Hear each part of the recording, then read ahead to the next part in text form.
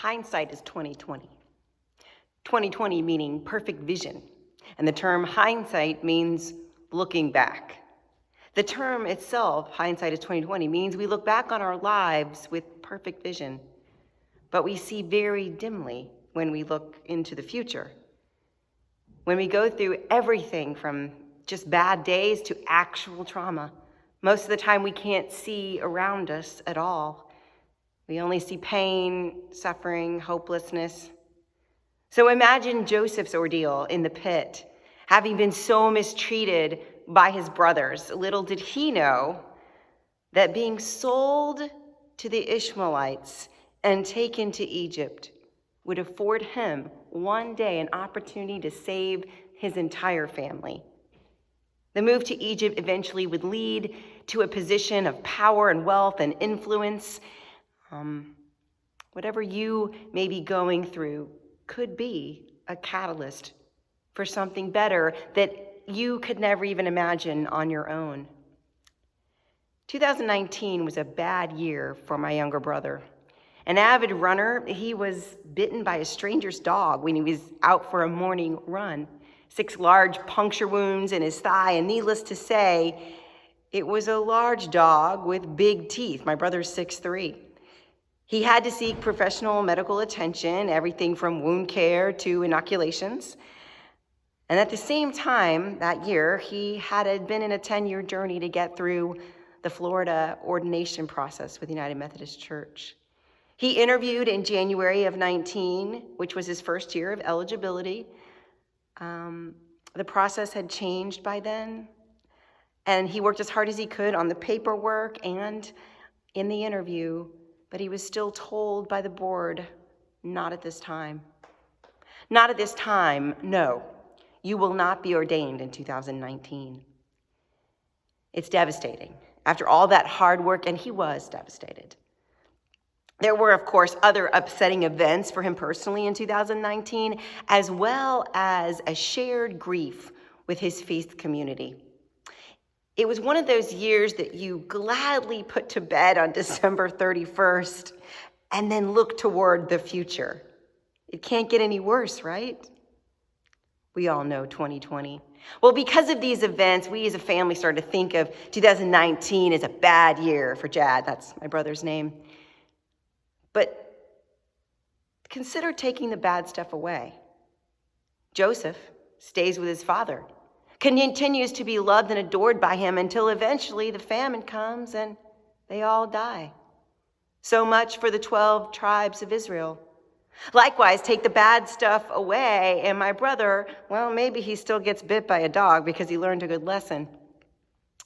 When the dog bit him, he stayed, he stopped running, and the couple who was walking the dog's owners, were devastated too. They were filled with compassion for my brother with his bleeding leg. And while he waited for my sister-in-law to pick him up and take him to the urgent care center, he talked to the couple, and they remained with him until she arrived. Eventually, before he hopped in the car, he was petting the dog. He learned that he had gotten too close to the man holding the leash of the dog, and it's a very protective breed of a loyal dog. In a sense, if my brother had known more about this breed or been paying more attention to where he was going, how close he was to the people standing on the sidewalk, he would have avoided the dog and thigh collision. But you and I can see where this encounter could have gone south had my brother or that couple been different people. I believe that God was at work, even in that dog bite. As a walker and a runner too, I now know the warning and heed it and feel more empowered as I'm out and about when dogs are around. But a dog bite is only a flesh wound. The ordination deferment was way worse. He didn't attend the ordination ceremony that year in 2019 at the annual conference. I went and I sat with my dad and I thought about my brother. This ceremony took place in the auditorium of Florida Southern College in Lakeland. That auditorium holds little significance for my brother or me. It is, however, where my father went to college. Would have been a special event. Well, In January, he went back for the second interview in 2020, and he was approved without question. This was an extra cause for celebration, because after the strife from the prior year, we wanted to celebrate. So my sister-in-law, his wife, arranged for a family gathering to celebrate him. And usually you wait to celebrate till after the actual ordination ceremony in June, after annual conference. But because of the pain of the prior year and the good news that he was approved, we celebrated right then in January. We all came to the dinner she planned, all of us. We hadn't been together like that in many years, even for the holidays. And my mother remarked that all of her kids' feet were under the same table. It was a wonderful evening, and one that I relish now in hindsight. My brother asked my father and I that night to be his ordination sponsors. Every ordinand is allowed to ask 2 elders or deacons in full connection to stand with them during the ordination ceremony. So in my imagination back in January, I looked forward to being crammed into that auditorium in Florida Southern College, shoulder to shoulder, and then going up on stage with my brother and my dad. And that was the best I could imagine for him, for his ordination. I asked a colleague at a conference meeting in February to recommend a place where the family could go to celebrate afterwards. And we went on with life. And then March happened, and everything changed. No party after the ordination, then no ordination ceremony, no annual conference event. The venue changed a few times, and then it's all canceled, punted into September. But about 3 weeks ago, we got a confidential email from the conference. They were talking about having the ordination ceremony in a different venue, in a different location. Doing it outside, which would have been safer. So they chose the Warren Willis camp on Lake Griffin in Leesburg. I couldn't have imagined getting ordained in the place where you dedicated your life to Christ, in the place where you felt your call to ministry, in the place where you met your wife, the love of your life. Truly holy ground, a place to be ordained. It is certainly holy ground to him. It's holy ground to me, and I feel privileged just to be a part of the ceremony that will happen in September in that sacred space. I couldn't have imagined. Do you see how much better sometimes the alternative plan is than our plan A?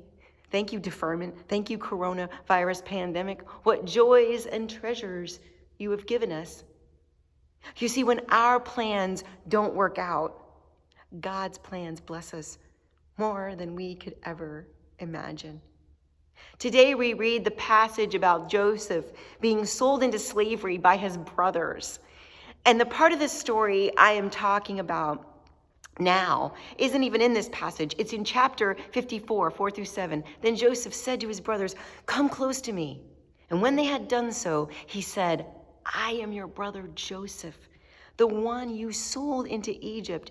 And now do not be distressed, and do not be angry with yourselves for selling me here, because it was to save lives that God sent me ahead of you. For 2 years now, there has been a famine in the land, and for the next 5 years, there will be no plowing and no reaping. But God sent me ahead of you to preserve for you a remnant on earth and to save your lives by a great deliverance." Chapter 45 is the hindsight. It is only with the perspective of chapter 45 in Genesis that we can read the passage for today with this hope and this lesson. But Genesis 54 is not where we are in our world today. No, we're in 37, left in the pit by our brothers, sold for 20 pieces of silver, and not knowing where we will go or if we will live or die. This is what's happening to us. We don't have a chapter 45 to reference to gain perspective on our current situation. We have only the lessons of other stories to apply to our own. We need to heed the warnings, wake up, pay attention, and look while we have the chance at what we have taken for granted. And by taken for granted, I don't mean not appreciating the things that we have while we have them. By taken for granted, I mean just going along with everything that has always been because we've always done it that way. I mean, we always have, and that's why we do it. I mean, it's just about what we do, not questioning it. We have been given an opportunity to re-examine everything, how we live, what our day looks like, what we spend our money on, how we talk to each other, how we treat our neighbors, how we stay in touch with family and friends and loved ones, even though far apart. What our motivation is for our behavior day to day. Take church attendance, for example. We haven't been able to invite you back into the sanctuary to gather like we used to. It has been for decades, some would argue centuries, the practice of Christians. Recently on a Zoom conference with our district, it was pointed out that even before the pandemic, church attendance was in decline. As part of the reason stated was, and I quote, "People no longer feel guilty about missing church." Result of the pandemic and the culture. And to that I say, good. If your relationship to God is out of a sense of guilt or obligation, maybe you should go back to the drawing board. Maybe, just maybe, that motivation needs to be examined. Ask yourself this: are you praying more since the pandemic hit? Do you feel closer to God as you have been asked to slow down and stay home? Have you seen more of the Bible in the past months of sheltering in place? And who have you reached out to? How have you been together virtually with people you would typically never see because they live far away and always have? What is growing and blooming in you in these different and challenging times? While we're in the pit in chapter 37 with Joseph, who was subsequently imprisoned while he was running the household of Potiphar. He was 17 when he was sold and dispatched by his brothers, and then 30 when he entered Pharaoh's confidence. 7 chapters of Genesis and 13 or so years to get to the place where Joseph reveals himself to his brothers. We don't know how long we will be in this. We don't know who will make it out alive. We don't know when or how or what, but we know who. We know who will bring us through, like Joseph and my little brother.